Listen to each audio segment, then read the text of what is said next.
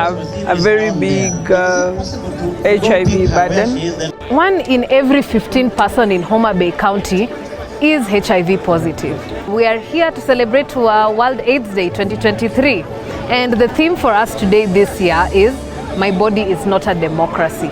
And basically this means that we want to ensure that each and every body counts, that each person can be able to make autonomous decisions about their bodies. They can be empowered with the right knowledge to be able to know exactly what they're choosing. And this is tied to the main situation that is happening in Homa Bay, which is they have a big challenge when it comes to the triple threat. And this is new HIV infections. We're also looking at gender-based violence, as well as teenage pregnancies.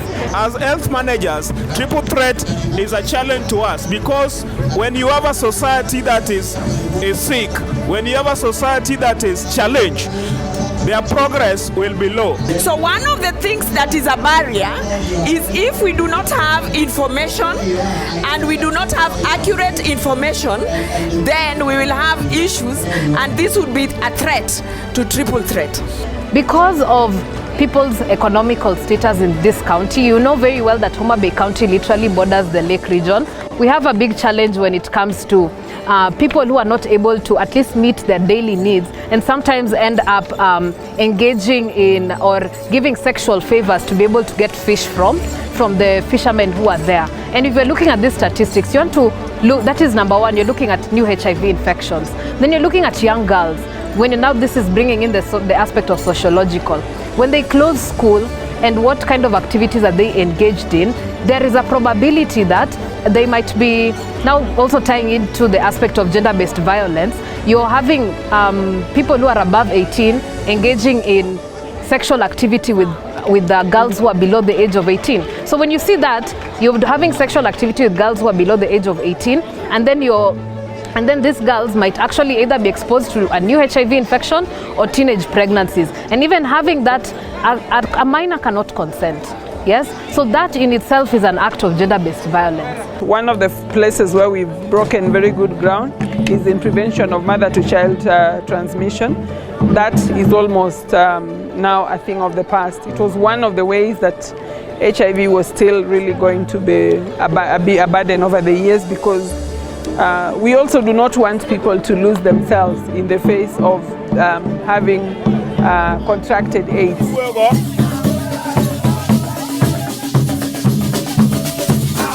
We're looking at this advocacy message of "My body is not a democracy" as a means to empower the girls, the adolescent girls and young women in this community to be able to actually stand and say that I have a right to sexual reproductive health services. I need information to be able to make these decisions within our bodies. So today we have a number of activities that we've lined up to push this message, and the first one is tapping into the talent of the local community.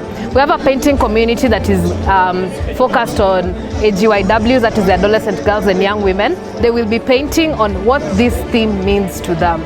Some of our youth cannot express themselves through talking, but they can express it through art. They want to show us how they can feel respected through demonstration, through art. How their body, they need to respect their body, and how people can also respect themselves. When it comes to triple threat, it does not require one person. It does not require adolescent by herself.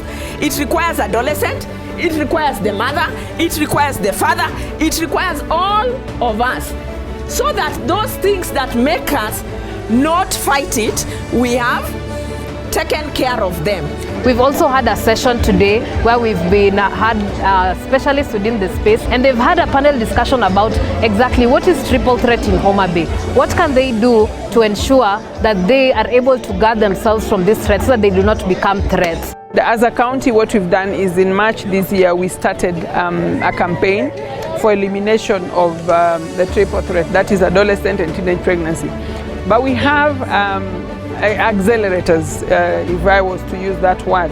So for instance, now we know that we have school holidays, very long school holidays. And I can assure you, at the end of these holidays, not all our girls who are in school will be able to go back to school.